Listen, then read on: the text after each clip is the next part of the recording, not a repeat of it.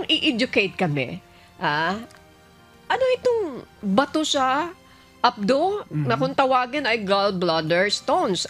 Ano po ito at bakit nagkakaroon ang mga tao ng bato sa abdo? Again, according to AIDS muna. Ayan, sige, go ahead, please. Yes, Ma'am Thank you. Annie. Kuya Manuel. Makakuya si Doc. Actually, number one, kailangan natin muna malaman, ano ba ngayon yung gallbladder na yan? Ano ba yung abdo na yan? Normally, yung gallbladder or abdo, it's a storage ng panunaw. Nandito yan sa ilalim ng ribs, ilalim ng liver or atay. Now, siya po yung nag-store from the production from the liver. Kapag nag-produce ang panunaw from the liver, siya yung kakarga doon para kung kailangan natin sa gabi, pwede siya mag-release anytime, which is known as the bile. Now, whenever you eat a lot during the night, ang gallbladder mag-work for you. Now, kapag halimbawa in the morning, pwede po liver and the gallbladder.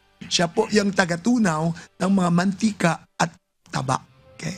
Now, kapag tayo po ay mahilig sabihin natin mag-diet, mahilig tayo hindi kumain, okay?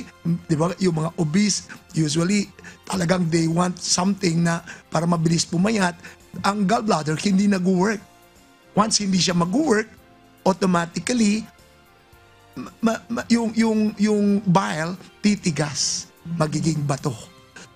Isang tao din na problema po na hindi mahina uminom ng tubig, kasi puro lang sodas, puro juice, pwede din sila mag-form into stones later. And the people na hindi balance ang diet. Kaya hindi po puro gulay lang, it's a balance. It must be may gulay, may isda, may karne. Kaya lang for Filipino people, usually isa lang lagi tayo, paulit-ulit, processed food pa. Ang mga bata today, kapag hindi nila gusto, automatic order lang yan. That is known as the processed food. Now, ito po yung mga pwede mag-form ng stones. Ang stones naman po, maraming klase yan. Pwede pong stones, sabihin natin, calcium oxalate stones, which is the hardest stones. Pwede din po pigment stones, pwede bilirubin stones, pwede uric acid, no? Kaya ang common sa Pilipino is mixed stones. Yun naman ang common sa atin yan, mixed stones. Kaya one of the hardest stones, meron ang Pinoy. Kaya yun po yung production ng stones kapag hindi tayo marunong mag-balance diet or mahina tayo uminom ng tubig.